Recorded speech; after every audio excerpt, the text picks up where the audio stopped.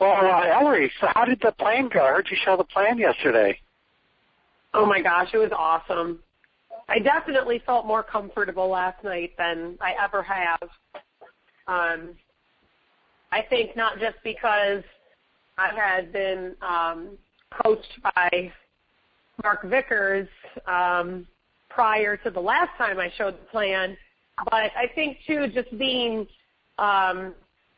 more fired up from conference and from our conference call yesterday morning, and just personally having a really good week, all around a good week. I think that just made me more confident and more relaxed. And, we had a good group. We had 9 guests, and it was just I thought it was a really good meeting last night. That's cool. Good stuff. Good stuff. So, so you got them all jacked up, fired up about the business, and so here's kind of the thing. I think one of the powers of the business, as far as building it, is the ability to help you develop your leadership and your vision for what you can accomplish. How does that make you feel as far as when you show the plan and if you start feeling like it's developing you?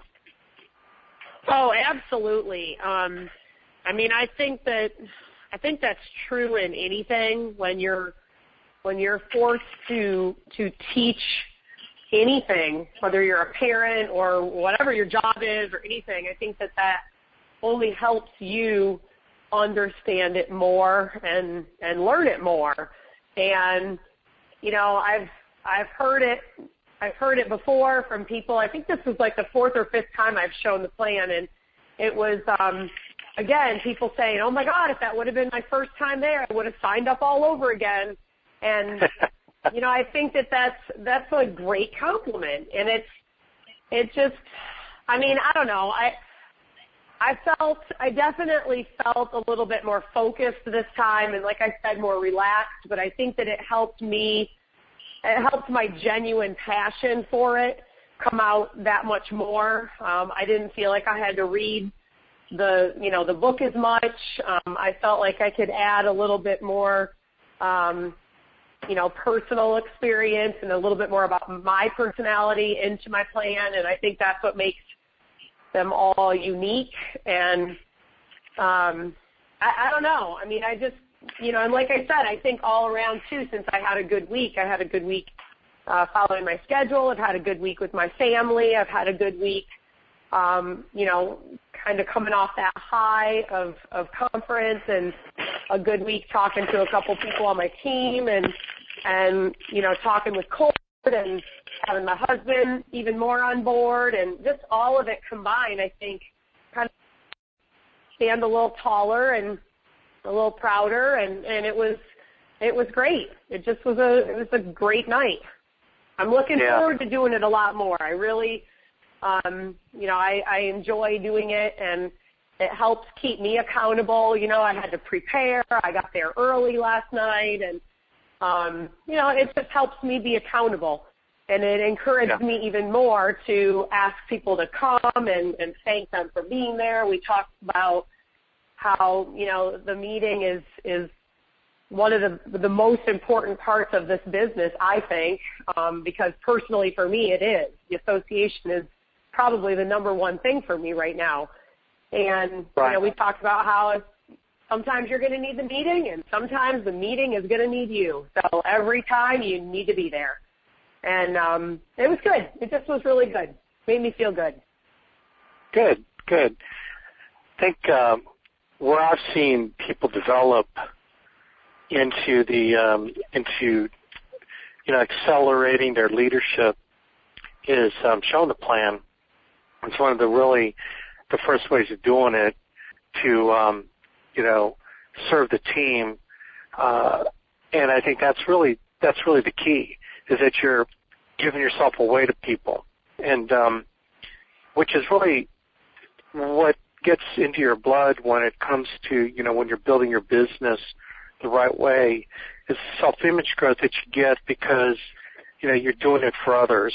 And just like the playground build, when we were out there serving the Boys and Girls Club, and when we were doing those things that just make you feel good about yourself and showing the plan, even though you're building your business, you're really helping other people build theirs. And that self-image growth from that is a huge catalyst to accelerate your leadership and self-image. Just the good jujus that goes around. Plus, it further reinforces the dream for yourself. And so, like, if you're attending a hotspot meeting, your first thing you should think about is, how soon can I get up on the board? What do I need to do to prepare myself? What's my story going to be? And Mark Vickers does several coaching calls for people that are preparing themselves to get on the board on telling their story and what they did to join the alliance.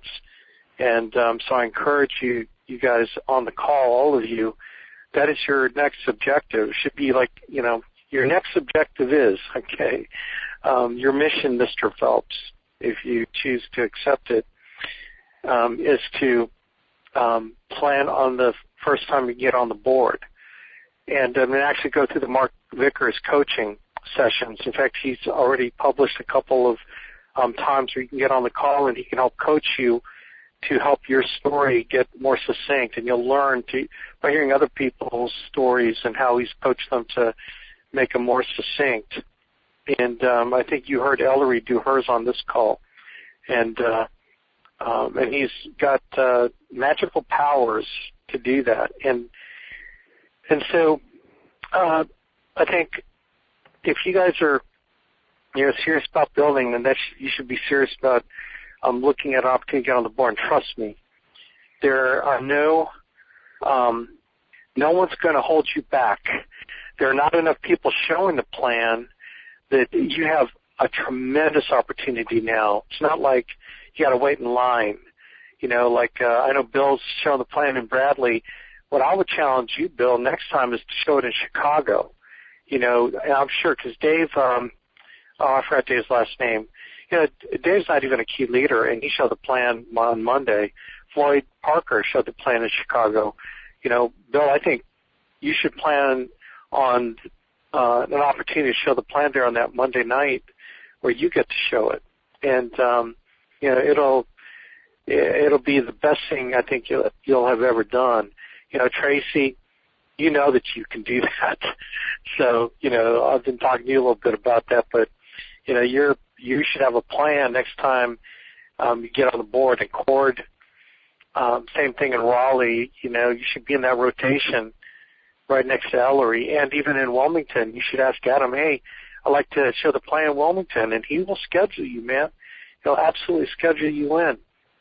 So, and anyone else, I didn't take any roll call. Who else is on the call besides Ellery, Tracy, and Bill Buck? Did Cord come on? Yeah, I'm on here. Yes. Okay. Anyone else? Yeah, Floyd Parker's on here. Okay, so there you go. Floyd is a great example. He showed the plan, 3 times already, Floyd? I've shown it twice. Twice. Annette Raymond. Yeah. Oh, hey, Annette. How you doing? Same thing for you, Annette.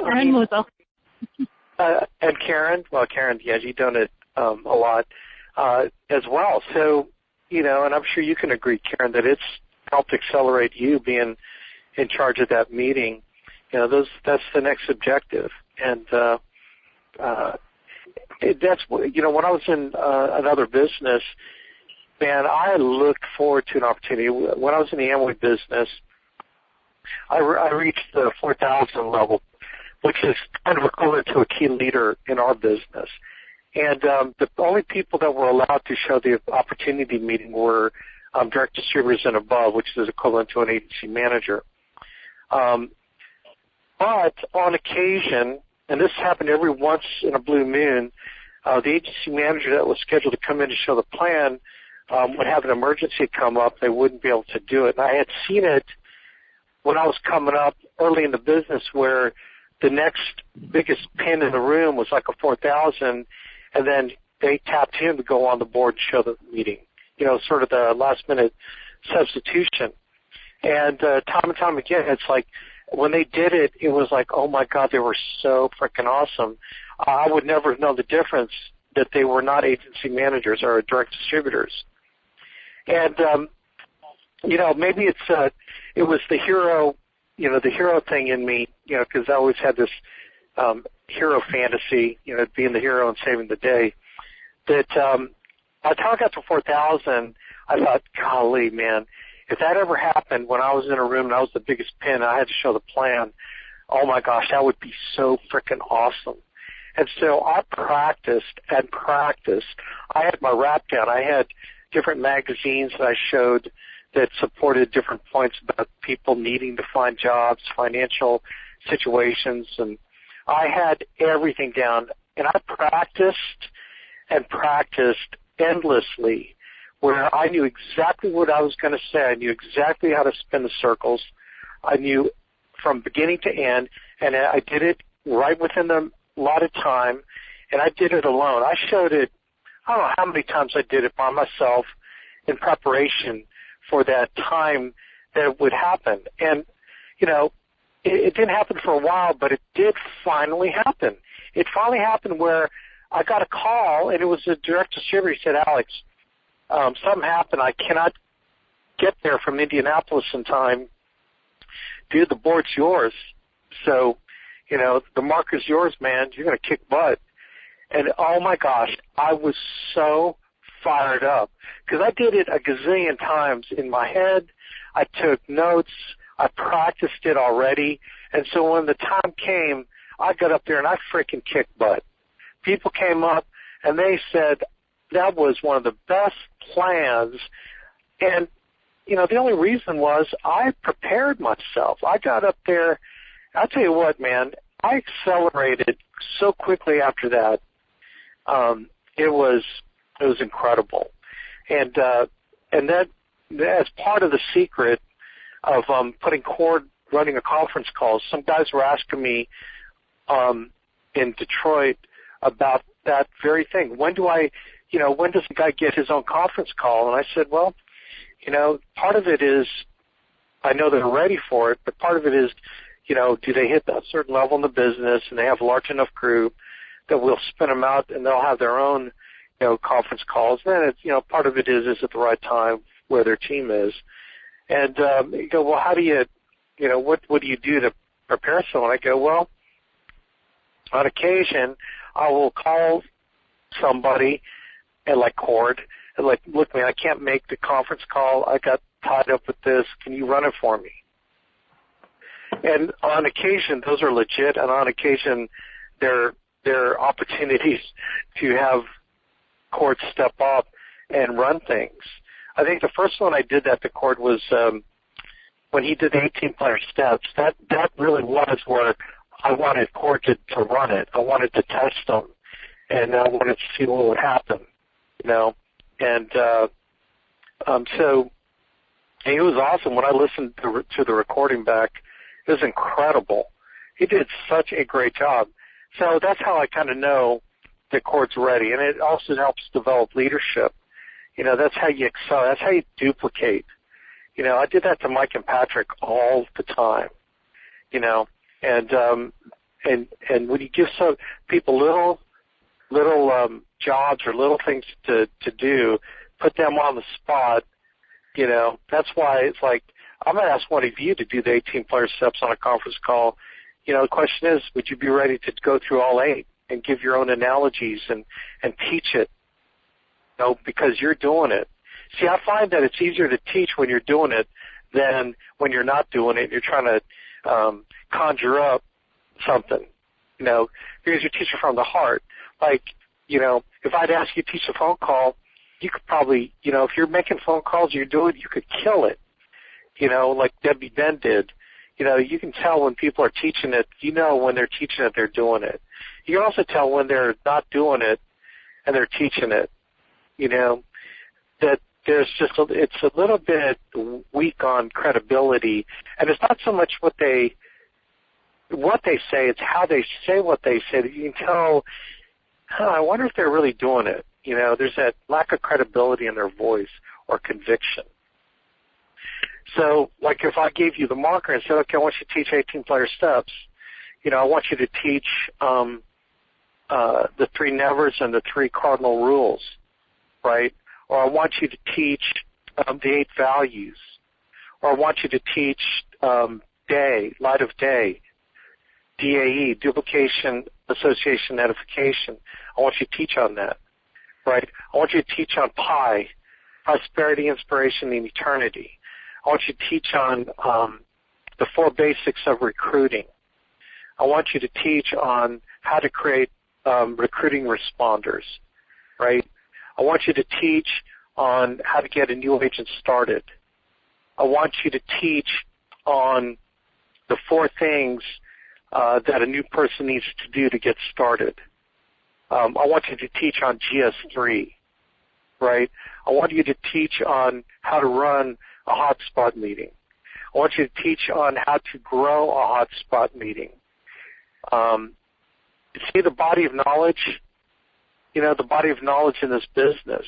And as leaders, it's not something to blow off. It's like, well, I'll get to it. I'll learn it when I get to it. No, you got to learn it now.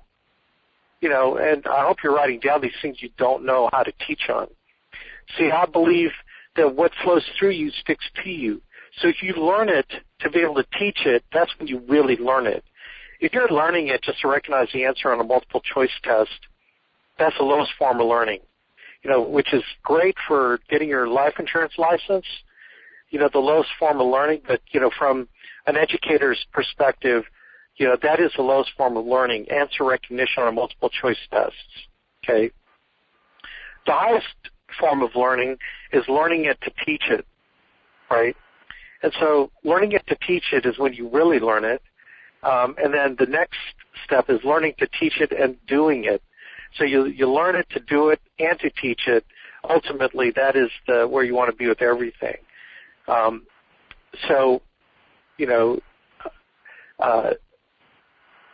I was thinking about this as I was driving. So what made Patrick and Mike so great in duplicating me is that they got up to be able to teach this body of knowledge quickly. Because they were building their teams, they had to. They couldn't rely on me for everything. And then again, I did my thing where I got them to do it. So they could duplicate me. And if they didn't know how to do it, once I evaluated them, I would tweak them on it.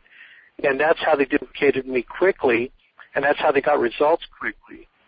Because this business is all about duplication, okay? And the strength of your business is how many people are duplicating you, okay? And the 5 levels of duplication, I covered this with Bill Buck and the guys in Bradley, is like, the question is, how do I know I have someone that's duplicating me? Okay. Well, here's the 5 checklist of whether they're duplicating you, and it's really almost the ladder of duplication, starting from ladder 1 to ladder 5, okay? Number 1, are they listening to you? Okay, so when you suggest something, are they doing it, or are they coming up with their own way of doing it that's different than what you're doing? So number 1, are they listening to you? Number 2, are they doing the work?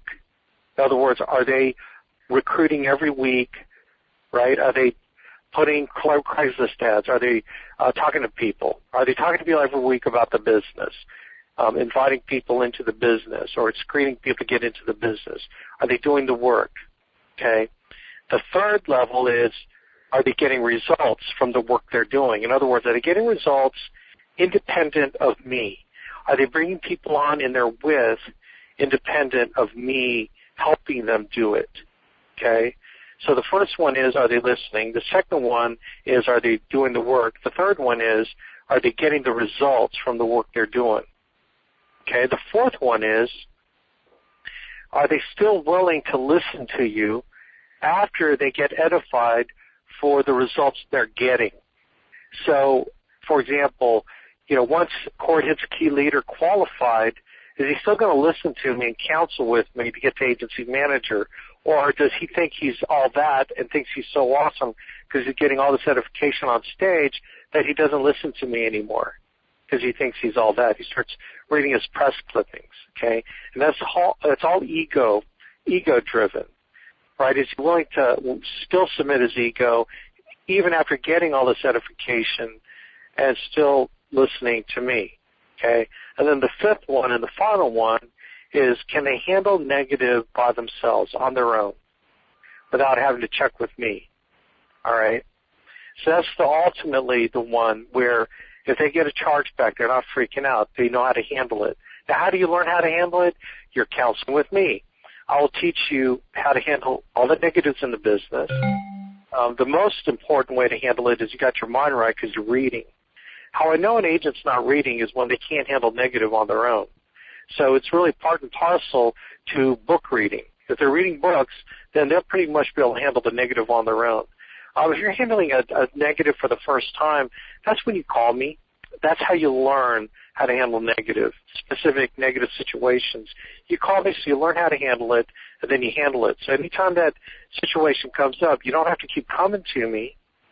I mean, you still can. Look, that's all part of the learning process. You keep coming to me with negative, I'll keep getting your head right. That's all right. But how I know to judge you that you're really duplicating me is that can you handle negative on your own? And to me, that rocks. That's the measure of that you truly have someone duplicating you in your organization. And the strength of your organization as a builder is purely determined by developing leaders that are duplicating you. All right? They're totally duplicating you, getting results, building their teams. If you don't have anyone yet, then you don't have an organization. You find one person, then you have a start to an awesome organization. And that's really when your business takes off is when you find your first one. When you find your second one, then you're typically going to get to agency manager. Key leader agency manager is pretty much done when you have two duplicators. And they don't even have to get the same percentage results as you on the recruiting side. They're getting some results. Even they're getting some results. They're not as good as you on recruiting, but they're still getting results. All you need to find two, and your agency manager is a done deal. You find another duplicator in depth and another one in width, and you're knocking on the door of regional manager, district manager, regional manager. Is that it, Alex? Yeah. How many people have that? Not many.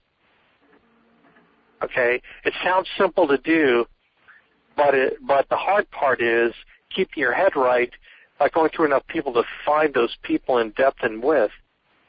The hard part is keeping your instant gratification muscle in check, because you want the instant gratification of a group before you do the work and let time go by. It's time. You got to give people time to incubate their skill set. You got to give them time to move up the ladder of leadership. It takes time to do it. You got to give people time, okay? And you're not waiting on people to do that. You're not waiting on them to do it. Your business is not waiting for people to develop. You are taking control of your business by putting enough horses in the stall, enough people in your business that are at certain levels of incubation as they're learning to move up the 5 rungs of leadership, right? So you got to get the horses in the stall to do it, right? So that's, golly, that was pretty fast. That was a lot of stuff. Does that make sense? Does anyone have any questions on that so far? Am I still on? Can you guys still hear me?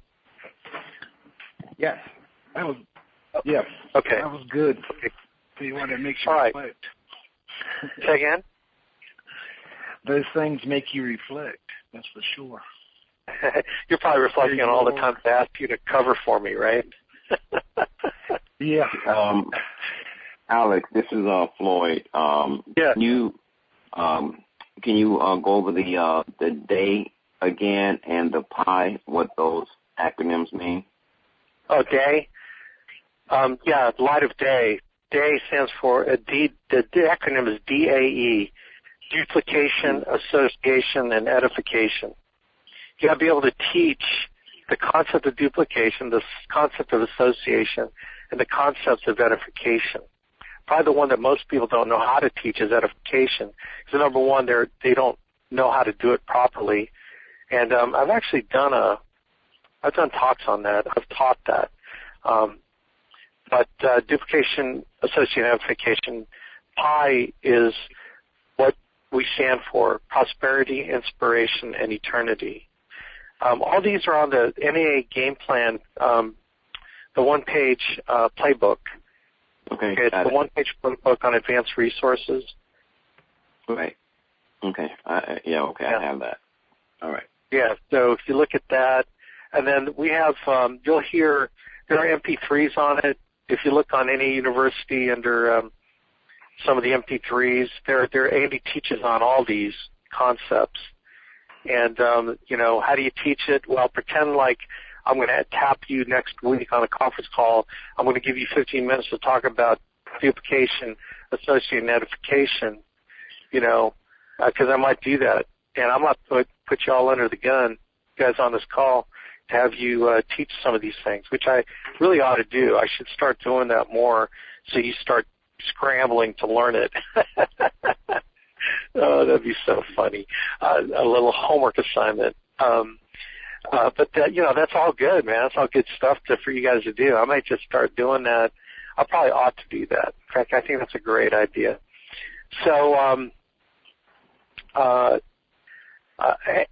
all these little nuggets are out there. If you look at the Millionaire Maker Manual, a lot of these things are in there as far as these little subject areas that Andy would like everyone to learn. The 18-player steps, Court's done some job on that when he did it.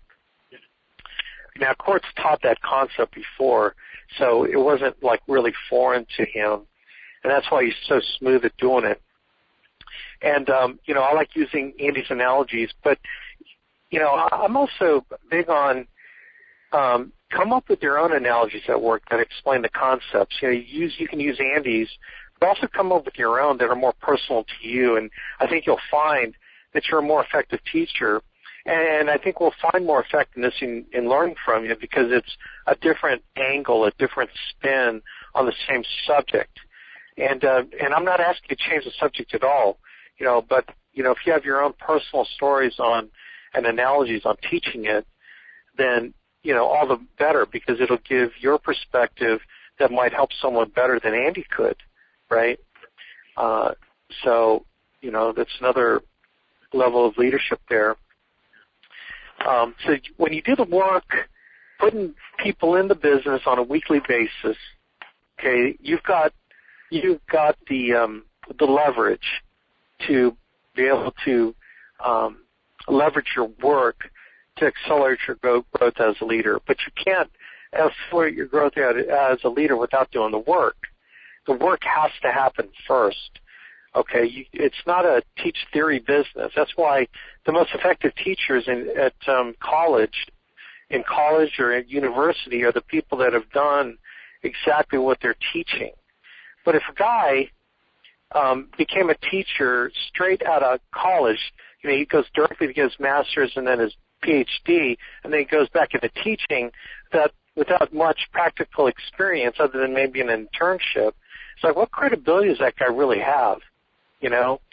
I wouldn't want to learn from someone like that. I'd rather learn from people that have the credibility of have done the work, right? But Alex, I don't have a large group. Look, if you're doing the work and if you're bringing people on board, to me, you have credibility more than someone who hasn't done anything. Okay, so you got to get the work done. You got to do it. You got to get your nose bloodied. You got to get out of your fear zone and get into work zone, so you can learn to develop the faith that it takes to do this thing. And you're not checking results all the time. See, the work part is you work and don't check results. Okay, so you can get competent enough where then we start checking results, we can tweak you better. But you got to get out there and do it, and you got to make the commitment to doing it week after week after week. You know, the recruiting business does not respond well to recruiting one week and not recruiting the other week. And by the way, we're not talking heroic amount of recruiting effort, okay? We're not talking about you showing the plan, 5 hours every day for 7 days a week. When I say you're putting effort in recruiting, you're attempting to talk to, it could be 5 new people a week, 10 new people a week in some way, shape, or form, even if it's calling a resume or emailing, 50 people to show them the plan, right? And getting responders from that. If you get responders by putting Craigslist ads, doing everything that you need to be doing, that's what I mean by putting the effort in. It doesn't have to be, 10 hours a week. I mean, if you're doing it 2-3 hours a week, that's better than 0 one week and then doing 10 the next week. Consistency over time to develop the habit, the consistent habit, is what will make you great in this business. And I mean great. Because most people aren't doing it consistently. And this is where you have the chance to rise above everyone else. See, it doesn't take much to rise above. All it takes is a little bit of effort every week. Over time, you will find, it's not that hard to do it every week. And developing that consistency, it's not that hard to move up. It's the consistency. You will pass people because you're consistent. Even though you're not doing as much in your mind, every week that you're consistent, you're blowing a lot of people away. Even guys that are at the key leader level, that are just hovering around that level. Does that make sense? How does that make sense? Because that's a huge thing on the recruiting side of the business. Hey, Alex? Yeah. Yeah, I don't know if you've ever noticed the sign that Gary has hanging in the hallway as you come in the back door there up to his office. But it says something about you don't have to be the best to be the best. You just have to be consistent. Oh, I love it. I love it. That's exactly what I just said. That's a beautiful saying. Where did he get that from? Was that from a book? I would imagine so. Gary's a pretty voracious reader, so I would guess so. It looks like it's something that he might have done on a word processor and just, blew it up and so he could frame it. There. Yeah, that's wild. Maybe my subconscious read it, and but it's the consistency and perseverance, because that's the definition of perseverance, right? Consistently going up against challenges. No matter what the challenges are, you're consistent at overcoming them. And that's the perseverance thing, man. What is it? Was it Teddy Roosevelt or McKinley or one of those guys said perseverance over talent, something like that. He said something about there are many people that are talented, but it's the person that perseveres that wins. I can't remember the exact quote, but it's one of those presidents that said that, and it's like, man, ain't that the truth? One of the lesser-known presidents. Yeah, right, but one of the most profound things that has been said. And when you look at it, when you look at civil rights movement or Gandhi in India, it was the power of perseverance that overcame their challenges of looking for justice, that won. It wasn't force. And, you see time and time again, the perseverance is what wins. And, on a spiritual level, that's what wins in the end, perseverance. Our spiritual journey is a journey of perseverance. And I love that word, because that's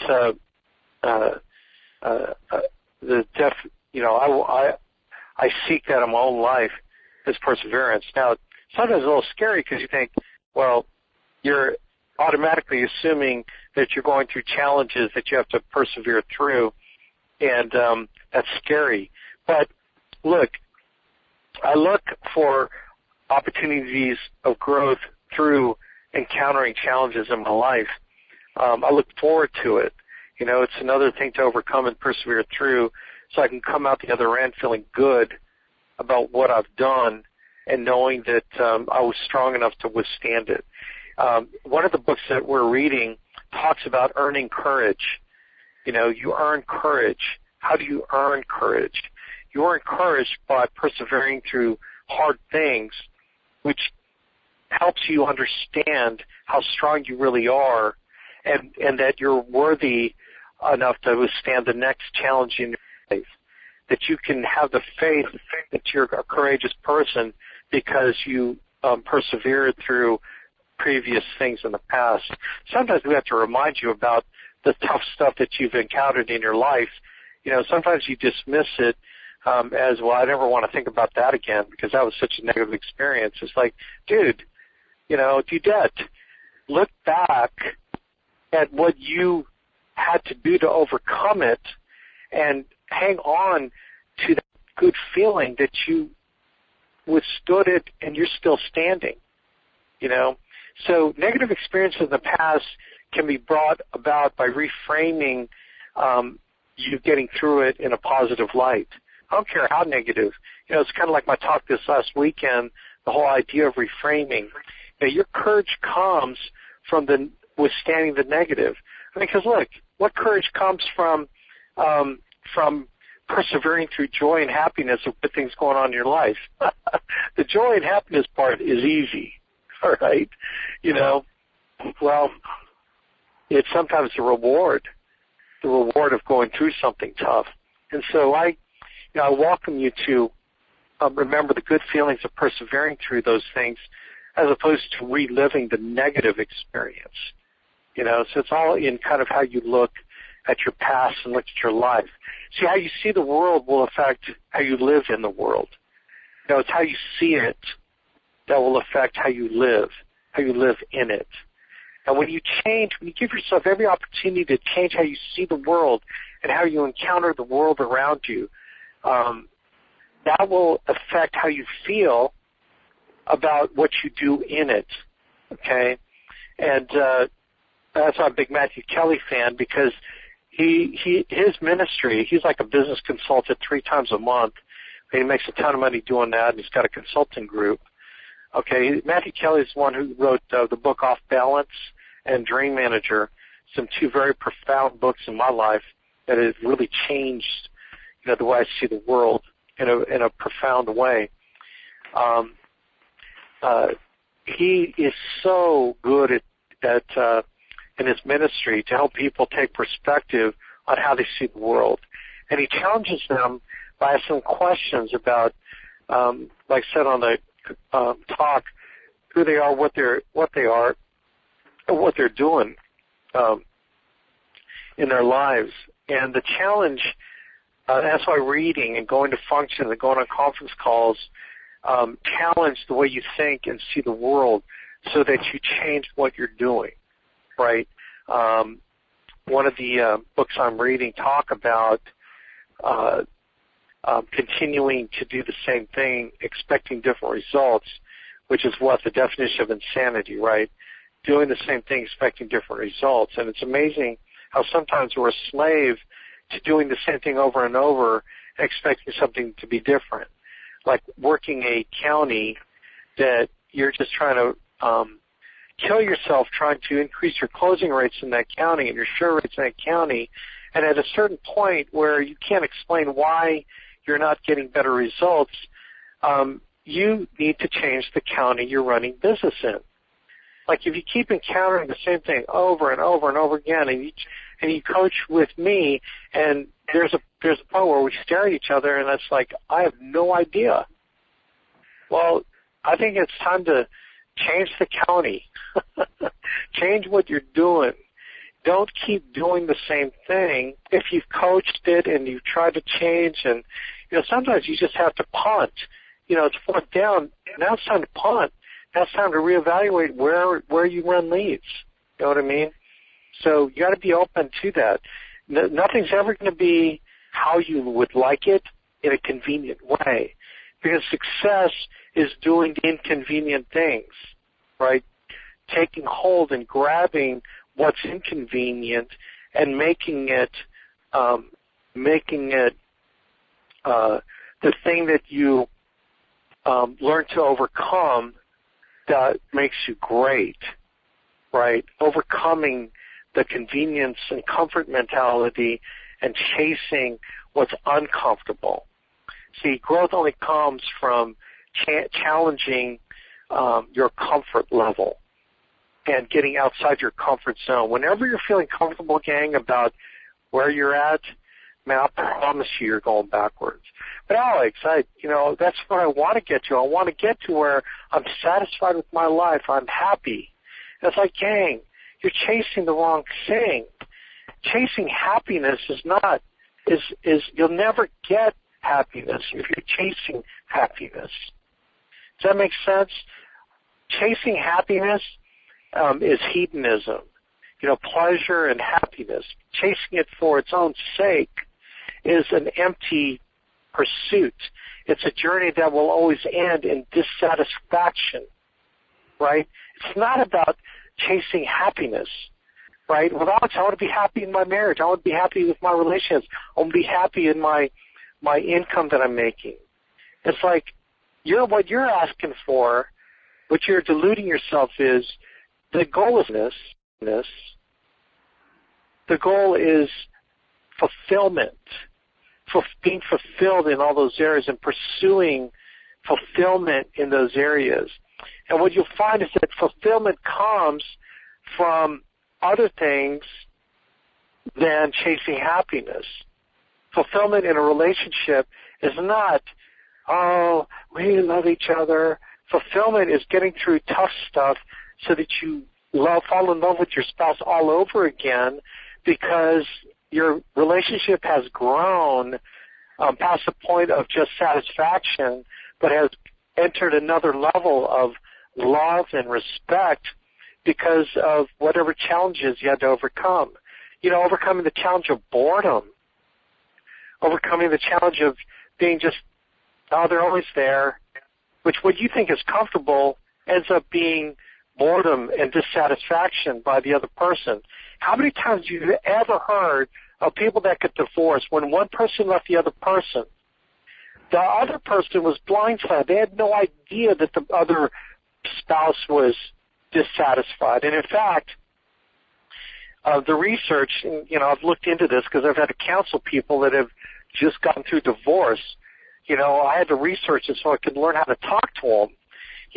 But if a husband or wife says, this isn't working for me anymore, I need to leave, they left a year ago. The decision to actually pull the trigger happened a year later from when they mentally and emotionally checked out of the relationship. It's usually a year prior to when they did it. And the person that got blindsided will always say, I never saw it coming. I didn't know she felt that way. I had no idea. I was comfortable. So that's an example where you think you're happy. You think you found your comfort zone, when in fact there's seriously things wrong in the relationship. You just don't know it because you're happy. You think you're happy. You have everything where you need it to be. But when's the last time you asked your spouse what their dreams and goals are? When's the last time you asked your spouse, honey, I know that I'm bugging you some way. When have you challenged the relationship? Okay? That's just an analogy and an example, right? And this business, pursuing fulfillment, ends up becoming an exercise of getting out of your comfort zone, challenging the status quo, challenging your comfort level, really asking, am I really happy or am I really fulfilled? Because fulfillment comes from getting out of your comfort zone and being the best version of yourself that you can be, right? If you're comfortable, I don't believe that you're the best version of yourself, the best, in what I believe, it's seeking holiness in your life. Holiness, right? What is holiness? Define holiness. It's feeling full of grace, okay? It's feeling like you're walking with God, It's that feeling that you're giving yourself away when you're tired, when you're pushing yourself beyond what you think you have inside you, and you tap into the power that the Holy Spirit is within you to just give a little bit more, to give a little bit more that you didn't think you had to another person. It's overcoming that feeling where I just cannot give one more ounce of myself to someone else, right? And you find within you, when you get that call from that person that you know they're going to present to you that same problem that keep overcoming, and you decide, you know what, I'm going to pick the phone up. I don't know where I'm going to get it from. And then you give yourself away one more time, and you find that God had filled your cup up, and it's there, and you just are pouring it out again. See, I think a lot of times we think that we're the ones that have to, we're the ones, again, our selfish ego think we're the ones that only have enough to give, when in fact, your cup will runneth over, with the grace and everything that you need when you are purely serving God's people and giving yourself away to others. And it's in that moment that you realize, wow, I didn't think I had it in me, but something was there. Well, that's a God thing. When you're tired and you have to return that email, you don't blow it off from that agent that needs your help or, whatever, right? It's there. So, challenge your comfort zone. Get out of your comfort zone. Do the most uncomfortable thing. That's why starting to call out with getting out of your comfort zone or running an opportunity meeting. It was so awesome when Floyd said, "Hey, Alex, I'm going to be showing the plan on Monday." It's the first time. And I was just so fired up, man, because I knew Floyd would grow tremendously. And his attitude just grew from there. Right, Floyd? I mean, you were nervous. You were nervous, weren't you? I was.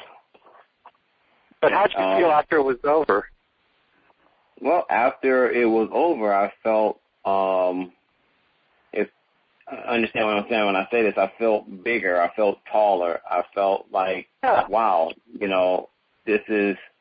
wasn't as bad as I thought it was going to be. And as a matter of fact, it's like I was actually charged up because it's like I got something out of it myself while teaching, Exactly. So that was exciting right there. So it was an experience for me, and I was excited. I told my wife about it. I was like, man, I want to do this again, So yeah.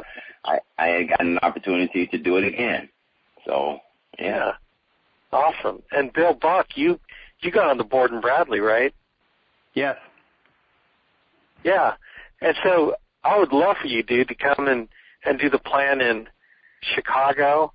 And Floyd, I'd love you to go down to Bradley to Gary's office and do the plan there, and get some guests there. Like my focus is to get guests at all the hotspot meetings. So I'm wanting Bill to get a guest in Gary's office, coming from somewhere around that area. I've focused on it. I'm going to get someone there when I get there next time. I'm like my staff is all charged up to find resumes in the area, people we can call, just to have a guest in there. So that'd be awesome. But anyway, well. That's kind of interesting. I didn't have like an exact game plan other than the idea of talking about duplication. Anyone got any questions or comments? Hey, Alex, I found that quotation. Okay. It's Calvin Coolidge, and it is, "Nothing in the world can take the place of persistence. Talent will not. Nothing is more common than unsuccessful men with talent. Genius will not. Unrewarded genius is almost a proverb. Education will not. The world is full of educated derelicts. Persistence and determination alone are omnipotent. The slogan, 'Press on,' has solved and always will solve the problems of the human race." Calvin Coolidge. Yep. See, That's it, right? That's exactly the one I was thinking of, and I couldn't articulate it. But, man, no truer words have ever been uttered. I love that, man. I love listening. Thank you for finding that, Bill. Thank you for finding it. That fires me up, man. So true. See how it doesn't matter how great other people are, how you think they are. What matters is that you persist and are determined to overcome. And that's really what separates anybody in this business. You know, we've been in it longer at our level. We've just been in this thing longer, overcame more challenges than you. Your road will be different but the same. You know, your challenges may be different. They may be the same, but you're still going to encounter them. What's beautiful about it is you see that we got through on the other side of it, and we can help you. We will help you get on the other side of it while you're achieving, you know, the success and that fulfillment that you'll feel. So, yeah, that's awesome, Bill. Thank you so much for that. That rocked. Anyway, gang, I'm here in Indianapolis, so maybe we'll have some people I can sit down with. Appreciate y'all, and man, I'm excited. I think we really, everyone on this call, I'm very excited for you because I really feel confident in your ability and your determination, because I feel like you have it to do this thing in a big way, and just journey and your journey, just like Mike and Patrick. You know, I see that inside each one of you. You know, if you're willing to just keep walking in the path that's already been laid out, and it may be scary, but you know, we're always there to help you through. And I'm just excited for all of you. I really see great things happening in this team as you start bringing other people on and realizing, you know, the fruits of this business, which goes beyond money. You know, it's that fulfillment that you're going to feel and feeling that you're doing God's will in your life ultimately. So thanks, gang. Appreciate y'all. And, man, we'll make this a great week. Get on the phones, man. Pound the phones. Talk to new people. Just another new person that you can invite into the business that meets our criteria, right, of a good person. You know, they're out there. So let's shake the bushes and find them. All right, gang. Take care. God bless everybody. We'll see you soon. Thank you. Appreciate you, Alex. You too, Alex. Thanks. Thanks, Alex.